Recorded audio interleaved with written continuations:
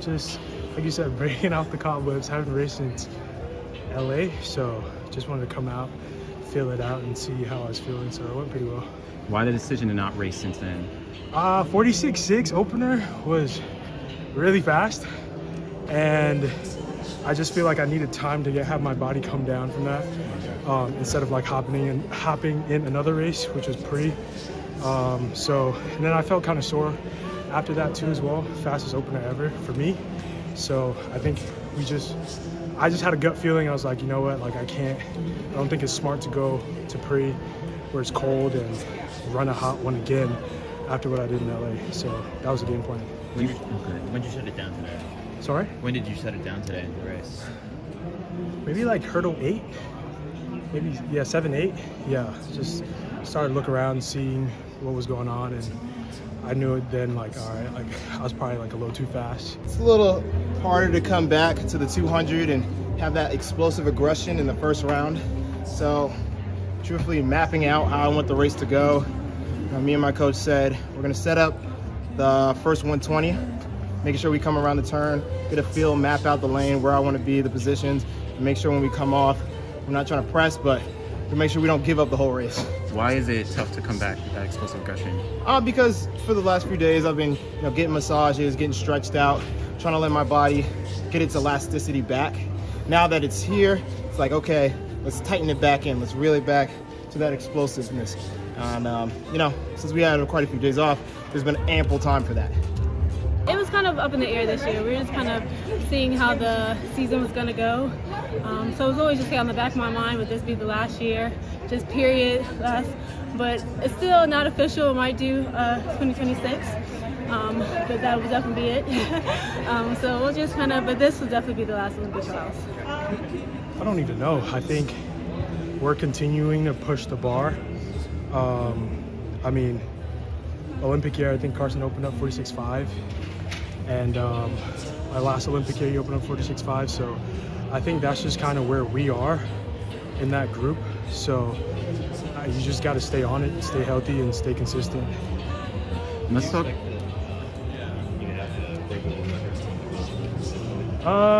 Who knows? I mean, I feel like this question's been like the bane of my existence since 2018. We'll see. Like The race. I wouldn't say the time is all that important. It's kind of just like a parameter. I know that I'm already fit. I know that I'm in shape. I know that I'm fast. So I'm not so much concerned about the time. It's more the feeling. I want rhythm. It's very hard to find rhythm. You can be as fast as you want. If you don't have rhythm to your cadence, it can be hard to ask for your body to go faster if it doesn't even know why it's moving fast in the first place. Oh, that's nice. Okay. Like a quick little coaching change about a month ago. Went back with my old coach, Lawrence Johnson, and we just like, let's see what we can do. Let's finish this thing together. We started this kind of really, not the beginning of my pro career, but the part where I got really good. So let's just finish this together. We just made a decision, and yeah. It's just so to answer your question, we're just kind of testing the fitness. I would have liked to have pushed it a little bit more, but with it being top 5, it's really just like, let's just advance. And we were so far off the pace. So, we'll see. I think it'll take something special. And like I said, like everyone has to be healthy and consistent. And I think we've shown that this season. How healthy are you? Because I know the last couple of years you've run these fast times despite fighting. I'm healthy. Yeah, I'm healthy. Healthier than ever? Yeah. Got a good 3 weeks in when I didn't race, so 3-4 weeks in, so feeling really good. Can we talk about Grand Slam track? What's your thoughts on it? Do you value racing in the lead up to the trials? Like, does that mean obviously you race a lot, but how is it or is it not fun for you? I've done it before without having hardly any races at all. In the last Olympics, I don't think I hardly raced at all that season, just after battling COVID, optic neuritis, which was literally could not see for about a good month. So I really didn't have any races that year, but I think it definitely matters. It definitely just gives you that confidence to feel sharp, feel race ready. The arenas have just gotten bigger and bigger. So, I'm ready now for the biggest stage. And I'm very open to hearing the roar of the crowd to the point where I can't hear my thoughts.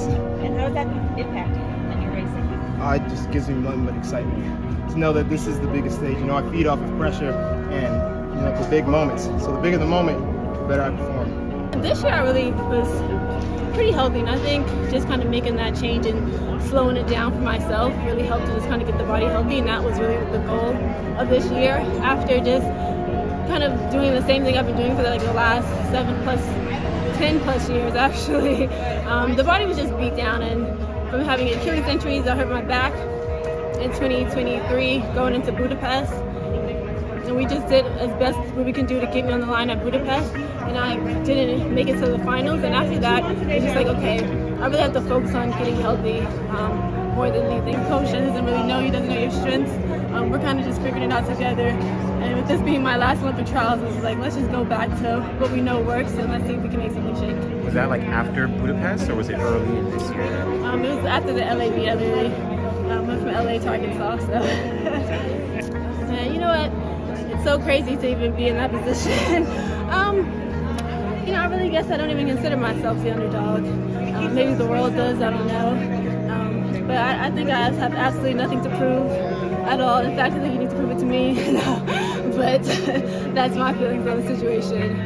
At this point in your career, what perspective do you have of this sport? You can look back, and obviously when you're young, where's your perspective now? Oh man, I think I spent a lot of years not enjoying it and just doing everything to just get to the line, focus on winning. I guess my perspective now is I wish I would have taken. Shoot, I want to see what they do. Well, I'm trying to see something. you want to know? What, did they already start running? Yeah, because Shane Thompson ran 9.82 in the Okay. 100 All right, nice. Let's hope he stays healthy. Tell us about your nails.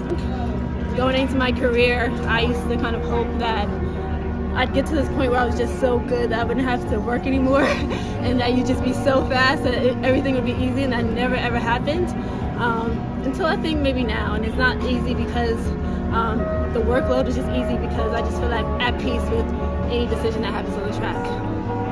What would you have done differently to have fun earlier on? I think for one, I would have seen the places we actually go to. I think, you know, the last couple of years, I was like, you know, I'm going to get out of the hotel room. I think it's just those little things. I think it's taking those time to really just support yourself and just embrace like your own accomplishments. And so much was like, okay, what's next? And not just taking those moments to say, I'm going to enjoy this moment and not worry about what happens next. It seems like through your career there's been like waves of attention between like early on maybe there wasn't as much attention, you won Olympic gold, you got world records, and then maybe like as the event has kind of changed a little bit in the past couple of years, maybe it's like dipped. But just curious how you've appreciated the attention you received, or I don't know, do you prefer to like kind of back? You know, I think so. And I think this is really important to younger people too. You can't let anybody determine your worth and your value and who you are. And I think when you focus on those things, and I definitely got caught up in that too, just focusing on not getting the attention and feeling like I wasn't worth the attention, and that was never, ever, ever the case. You know, and not just my accolades show for it, but just who I am as a person. And that goes for every single person on the track. You know, what the attention, who they give it to, it's so many different factors, and none of them have to do with you. You know, and it's just who they want to highlight in that moment. And that's why you just have to